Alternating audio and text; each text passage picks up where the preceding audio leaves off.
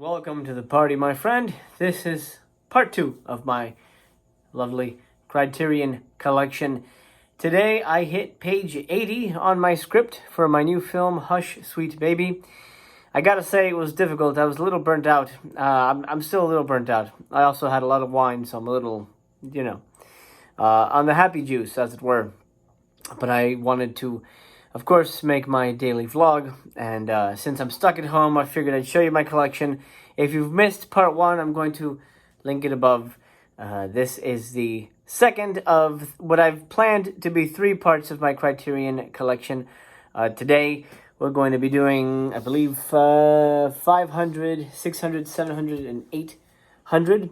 Tomorrow we'll do 900 and the thousands, and then we're going to do the Eclipse box sets, which are these guys right here. These kind of things right there. They're unnumbered, but they have lots of great little movies in here that we'll talk about tomorrow in part 3. Today, these are the real stars of the show.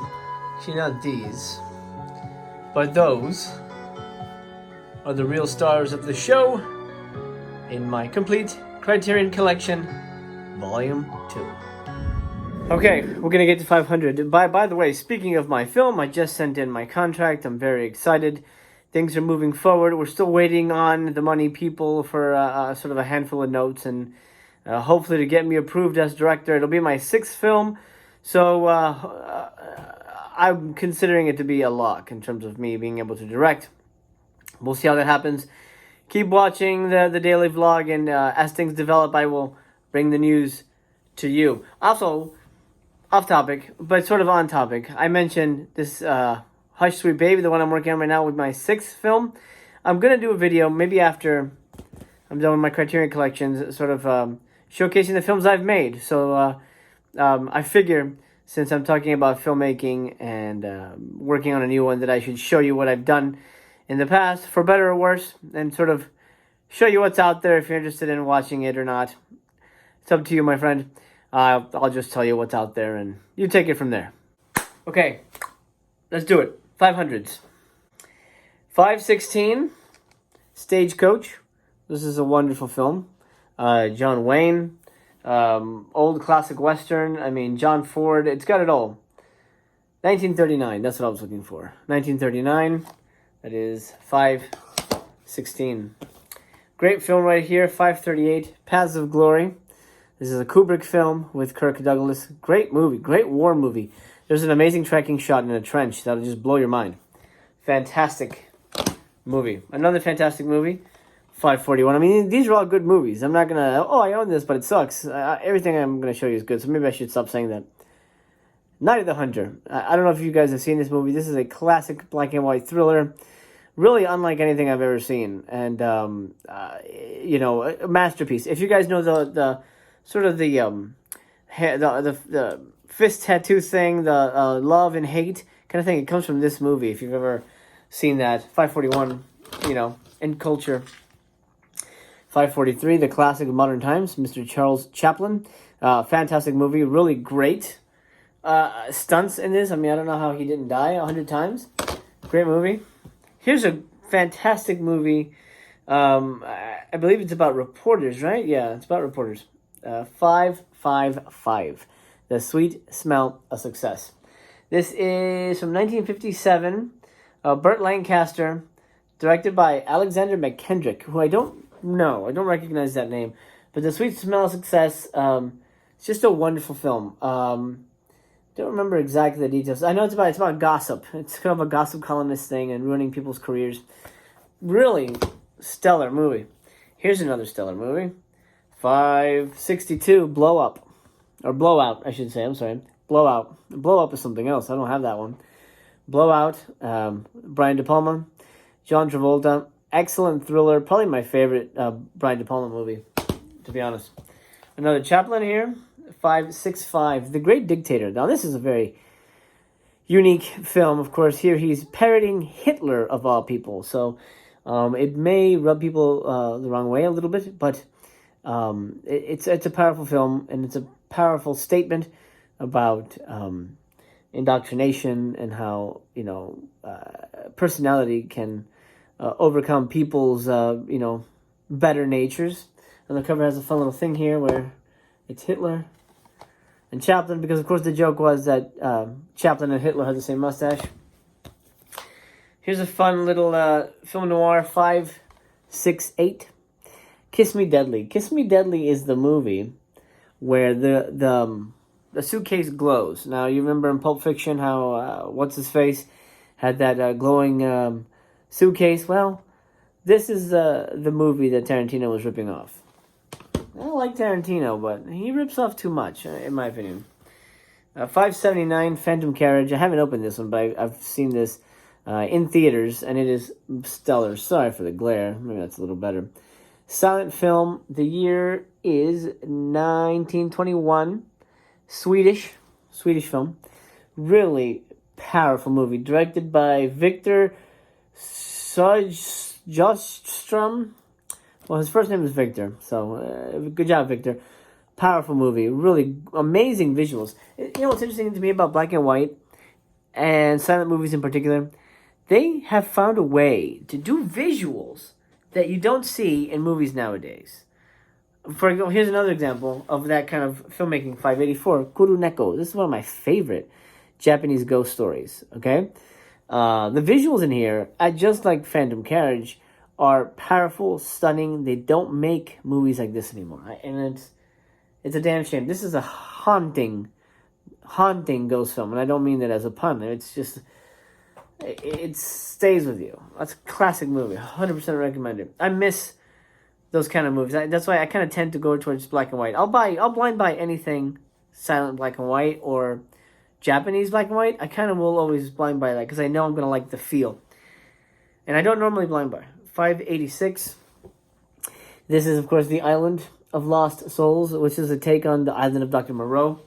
You know what they need to put on Criterion, of course? The Marlon Brando Dr. Moreau. That is a solid movie. You know who should put it out? Severin should put it out because they've got that documentary. Maybe they will one day. Who knows? 1932. Really fun, old-fashioned monster movie. It's one of my favorites. 3 Outlaw Samurai. 596. I should keep saying one of my favorites. They're all my favorites. 3 Outlaw Samurai. Really solid film. I can't give you specifics, to be honest. It sort of all runs together. 1964. 93 minutes. No specials, which is, unfortunate for Criterion. You get a new English subtitles and a booklet with an essay. But a little lacking there. But great movie. Again, I just buy it for the movies anyway. Normally, I don't buy for features. And that was 596. 600. 615. The Gold Rush. This is an early and, of course, classic Charles Chaplin film. Really great. Charlie I consider a very kindred spirit. This was a guy who, made a living playing a fool, and he decided to, capitalize on it, and he found the movies, and the movies found him, and history was made, and Charles Chaplin will live on forever. There's 2 versions here. There's a 1942 version and a 1925 version. Now, I think those are re-edits. Special edition, 1942, definitive edition. It has new music and narration. It's not a different actor in the role. It's the same movie. It's just tweaks have been made. Next. Probably one of the most recent ones I have in the collection. 627, The Game. Of course, David Fincher's The Game with Michael Douglas. This is a really interesting thriller. I remember watching this in theaters and not really knowing what was happening and being very stunned by that ending. What a surprise. What a wonderful surprise ending that movie delivered. 1997, about 2 hours. A little over 2 hours. Michael Douglas film. Great. Here's a classic. 630.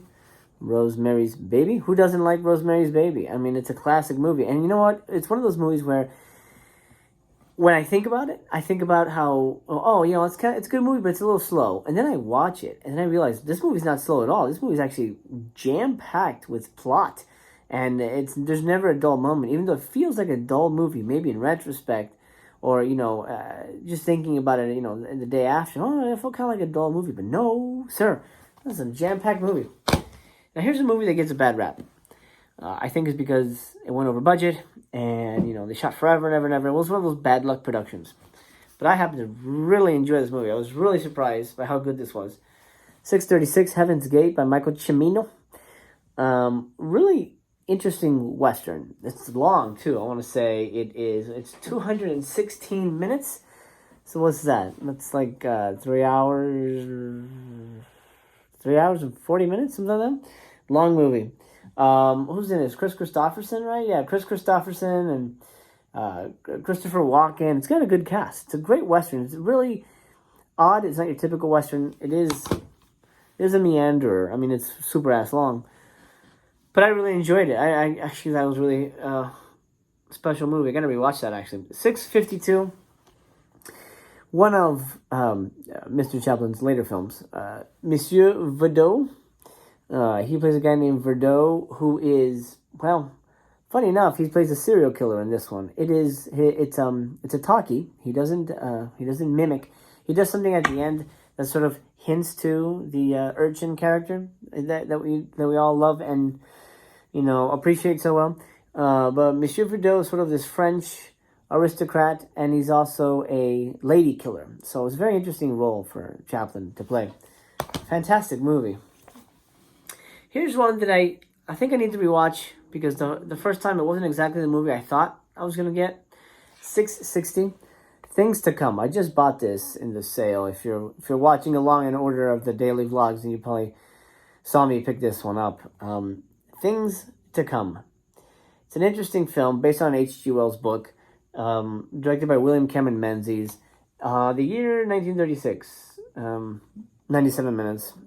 It's not exactly the film I thought it was going to be. I was expecting it to be more about the future, and it really lingered on this post-apocalyptic city in London and the survivors. And I don't know, there was something about it that didn't really speak to me like I thought it would, and I wanted it to speak to me. One of my favorite filmmakers of all time. This is Spine 662. I have as many of this guy's movies as I have of Chaplin's. And of course, I'm talking about Harold Lloyd.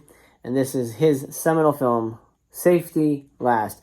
Everyone, even if you haven't seen the movie, knows that. The clock, him hanging off the clock. I mean, they parodied that in Back to the Future.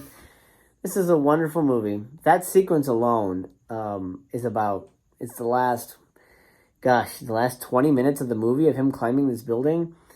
Frightening stuff. I actually listened to the commentary with, I believe it was Leonard Maltin. Was it Leonard Maltin? I want to say yes. I think it was Leonard Maltin. And they were talking about how they actually shot that. And he was high up. It wasn't a trick. I mean, this freaking dude almost died for us. And, well, it was much appreciated. I highly recommend you watch that movie. Now, here's one, that I think I need to rewatch because it was sort of like Things to Come. It didn't speak to me. I almost felt like it wasn't as good as I thought it was going to be, or at least as I remember. I remember watching this on TCM. You guys remember TCM back in the day? Is there still TCM? Because I don't even have cable. I'm sure there is. 676. I Married a Witch with the Gorgeous Veronica Lake, directed by Renee Claire, 1942.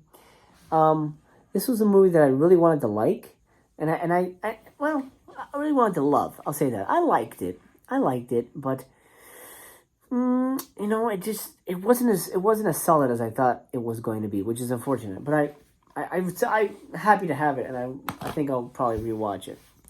Now, this is one that I'm going to break down for you, because this is a big doozy. Who remembers the Zatoichi box set when I did this back in the day? I'm going to link it up above if you guys haven't seen that breakdown. I am doing the Zatoichi movies still for Master Chaos Theater. I'm just taking a break because I wanted to add some different films to the collection of reviews. I still have, 21 films to go. There's 25 films right here. That's the Zatoichi collection. This is Spine 679. Let me show you a little bit about the things here. The movies are The Tale of Zatoichi, The Tale of Zatoichi Continues, and The New Tale of Zatoichi. Then you get Zatoichi the Fugitive, Zatoichi on the Road, Zatoichi and the Chest of Gold. Then you get Zatoichi's Flashing Sword, Fight Zatoichi, Fight, and Adventures of Zatoichi. Some of the titles aren't as creative, I get it. Zatoichi's Revenge, Zatoichi and the Doomed Man, Zatoichi and the Chess Expert. See that? Great covers, right? Beautiful book. A beautiful book, and then here, of course, the Blu-rays right here. And then we get Zatoichi's Vengeance, Zatoichi's Pilgrimage, and Zatoichi's Cane Sword. And here, beautiful. Oh, I love this. This is my favorite release. This and Godzilla. And Godzilla's coming in part 3. Zatoichi the Outlaw, Zatoichi Challenged, and Zatoichi and the Fugitives. And then this red page here, you get Samaritan Zatoichi, Zatoichi meets Yojimbo, Zatoichi goes to the Fire Festival. Then Zatoichi meets the One-Armed Swordsman, Zatoichi at Large, and Zatoichi in Desperation. And lastly, Zatoichi's Conspiracy. And the supplements disc. You also get like a really lovely booklet in there. I broke it all down in the review video that I did, which has been linked. It's a massive release. $6.79. I'm so happy to have that. Big Zatoichi fan. $6.77. Amazing ghost story. Classic American ghost story. The Uninvited. This is from 1944, 99 minutes. And it stars Ray Milland and Ruth Hussey. Hussey? I guess how you pronounce it. Really atmospheric as ass movie right here. Last for the 600s. I don't have this open, which shocks me. I've seen this in theaters at least, well, gosh, maybe at least 3 times. And I realize I haven't seen it at home. Well, at least on this version anyway. City Lights, another Charlie Chaplin film. This one, I don't know if it was before Gold Rush or not, but this is a classic sort of love story film. It was really touching. It's a short one. It's really short. 86 minutes. Probably not his shortest one, but it's a short one. 1931, the same year. This is what's so weird because it's, as far as I know, yeah, it's silent. It's a silent film, but it's a silent film, but it was the same year that Dracula and Frankenstein came out for Universal. Interesting. City Lights, beautiful movie. If you haven't seen it, I highly recommend it. I would say if you want to start Chaplin, City Lights and Gold Rush. If you enjoy those, oh man, then you're in for a blast. You have a lot more to catch up on. Incidentally, if you're new here, my friend, welcome. My name is Master Chaos, and I want to be your best YouTube friend. How do we do that? Easy. Subscribe today, and I'll see you tomorrow. You see, Master Chaos comes to you daily, sometimes twice daily. When I'm not working on a movie, I usually release about 2 videos a day, really depending on the schedule and the family situation and things going on. But you can always count on Physical Media Exercise, my daily vlog, to appear in your YouTube inbox every morning. If you're old here, welcome back. It's really nice to see you, and I really like how those pants fit around your hips. Let's go with the 7s, shall we? Another really powerful movie. Well, powerful is maybe a strong word, but 703. This is, of course, The Freshman, starring the amazing Harold Lloyd. Look at that. He looks like he's really good at football, huh? Really, really fun movie. It kind of captures the collegiate spirit, at least as it was interpreted in 1925. You know, the sort of like sis boom ba kind of era of the flapper era of college life, how they envision it. Really, really lovely film. 76 minutes too, very, very short. Here's a great one. Here's a great horror film, which shocked the shit out of me. It was on Criterion. 712, Scanners, another David Cronenberg classic. I mean, this is such a odd movie. You know, this is on Criterion. I really love that fact.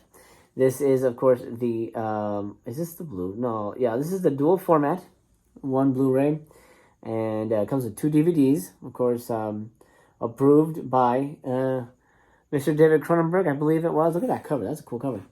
Really good film. If you haven't seen Scanners, by the way, watch Scanners. Also, the sequels are really damn good. Scream Factory had the sequels. I don't know if they're out of print or whatever.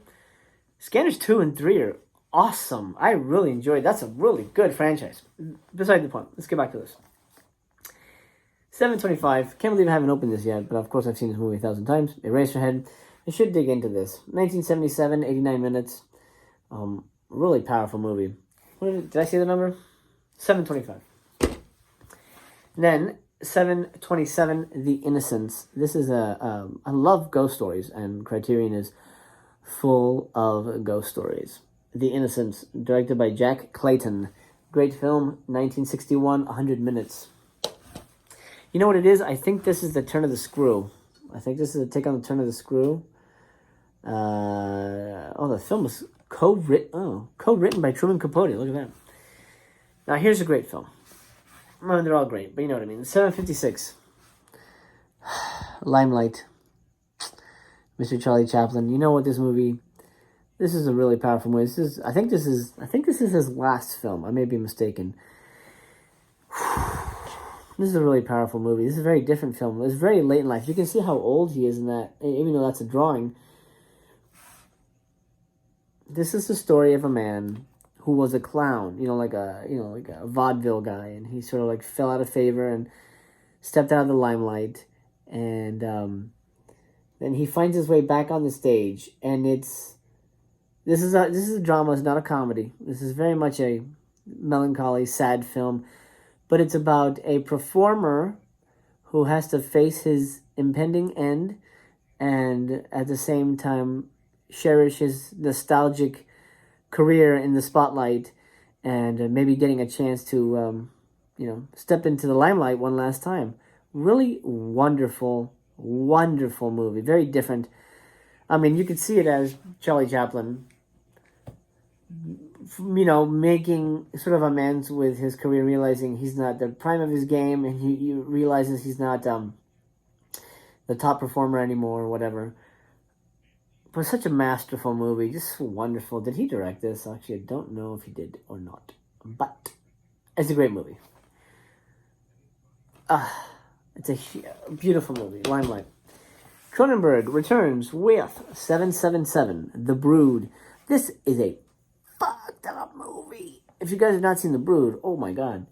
What can I... okay. So The Brood, I don't want to give it away, but The Brood is about pregnant women, and it's about crazy babies. It's not like It's Alive. It's Alive is very different. The Brood is very much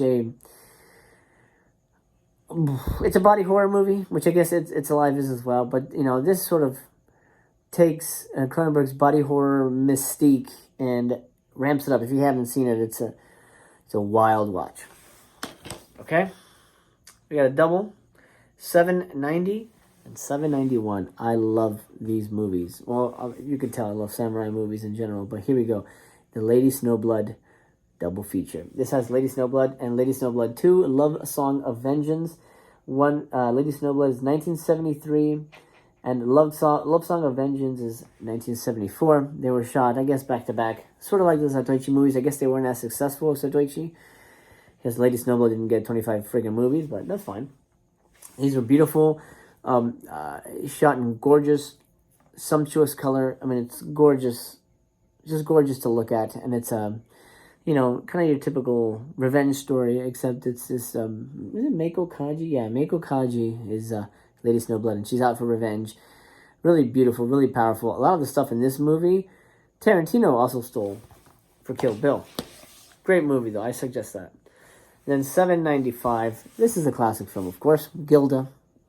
Rita Hayworth, Charles Vidor. It's a classic movie, and everybody knows that kind of sequence, when she does her hair back or whatever. 1946, 110 minutes. This is sort of a I guess what you would call a love triangle kind of movie. Black and white, sumptuously shot, awesome movie, and that's it for the 700s. Okay, Cream Team, let's bring it home with the 800s. I'm ready if you are. 810. As a screenwriter, I know how difficult it is to lead a normal life. I know how stressful it is to make movies. This is In a Lonely Place, directed by Nicholas Ray. Starring, of course, Mr. Bogart, whose grave I wanted to show you, but unfortunately... I guess not, unfortunately. It is a privacy matter. It was behind a private garden at the Forest Lawn Cemetery when I went to pay my respects to Jimmy Stewart and a few other celebrities. Mr. Bogart was there. You should see his Tombstone area. It's very small. You would miss it. I mean, it's this tiny. Just as Humphrey Bogart. There's no big deal. There's no like statues. There's no Maltese Falcon or anything. It's very small, which is surprising to me. Anyway, In a Lonely Place is about a screenwriter who, falls in love with a woman, and I'll say this: the first half of the movie is better than the second half of the movie. There's like a murder, and it gets kind of melodramatic. But the first half of the movie is perfect, and it's about a screenwriter who's kind of spiraling, and his career is not the best, and he's doing he's doing his best to live his life. And powerful movie, 1950. I'm shocked that they were making movies about how difficult Hollywood was in 1950. They're doing those movies now. Hollywood's being reflexive and reflective. But 1950, that's crazy to me. Here is a masterpiece, 8:25, A Touch of Zen. This is an epic martial arts film. I want to say it's super long too. Yeah, 3 hours. Really good movie. Directed by, I want to get this right, King Hu. That's his name, King Hu. A Touch of Zen. Beautiful movie. Gorgeous colors too. It looks fantastic on Blu-ray. Here's a film I own already on Blu-ray, but I wanted to get this Criterion Edition upgrade. 838. 838? Yeah. Of course, Pan's Labyrinth. Everybody knows Pan's Labyrinth. The amazing Guillermo del Toro film. This is my favorite Guillermo del Toro film. I prefer this, to Shape of Water or, anything else he's made, honestly. I think this is his masterpiece. He should have won an Oscar for this. 8:47. I don't think the world was ready for it. But apparently the world's ready for fish sex. It's very strange. 8:47. The Asphalt Jungle. This is a John Huston production. It is a, noirish thriller. 1950. 112 minutes. Here's another fun kind of romantic comedy. 8:49. His Girl, Friday, of course, Cary Grant, Rosalind Russell, Howard Hawks film, so, they talk fast over each other, that kind of style of delivering dialogue. I love, on a Howard Hawks film, you can tell it was a Howard Hawks film, and this is a really good example of a Howard Hawks film. Next, now this is, I guess it's a noir. Yeah, I guess it's a thriller. This is so good. This is a film not too many people know about. 880. At least I don't think they know about it. They Live by Night. This is a very powerful movie. It's a love story, kind of a Bonnie and Clyde type story, about two people that fall in love. Nicholas Ray directed it again. He did it In a Lonely Place. 1948, 95 minutes. They Live by Night. I highly recommend you watch this movie. And it's short, 95 minutes. This is one of the most powerful crime love stories I've ever seen. It's such a beautiful, simple movie too. I watched this with my wife, and we were just both blown away by how wonderful a movie that was. 885. Hitchcock makes an appearance in my collection. This is The Lodger, film by Hitchcock, based on a story called The London Fog. I don't know why they need to add that, because no one knows the story. At least I don't. 1927, 90 minutes. And I believe, I may be wrong. And you get another one in here. You get Downhill. It's another silent from 1927 that Hitchcock directed. So you get two movies for the price of one. There's still one spine number though, Lodger. That is, again, $8.85. Now, I like science fiction. Do you like science fiction? I'm pretty sure you do. Now here's a movie that's classified as science fiction. It is science fiction, but a lot of people sort of miss the point. This movie is very metaphorical. It's slow, too. It's long, but it's a very powerful movie. It's a movie I highly recommend you watch, but be prepared to watch it, because it's not a popcorn movie. It's not a, Saturday night pizza party movie. It's a movie for film lovers who want real meat with their cinema. I'm talking about Tarkovsky's Stalker. This is from, spine 888, lucky 888. Stalker, Tarkovsky. This guy, of course, master filmmaker. Stalker is hard to describe. I mean, I could read to you in the back, but it doesn't make any sense. It wouldn't make any sense. It's 161 minutes, so just shy of 3 hours. I'll read you a little bit about the back, because I'm just interested to see if this wets your whistle. Andrei Tarkovsky's final Soviet feature is a metaphysical journey through an enigmatic post-apocalyptic landscape and a rarefied cinematic experience like no other. A hired guide, the Stalker, leads a writer and a professor into the heart of the Zone, the restricted site of a long-ago disaster, where the three men eventually zero in on The Room, a place rumored to fulfill one's most deeply held desires.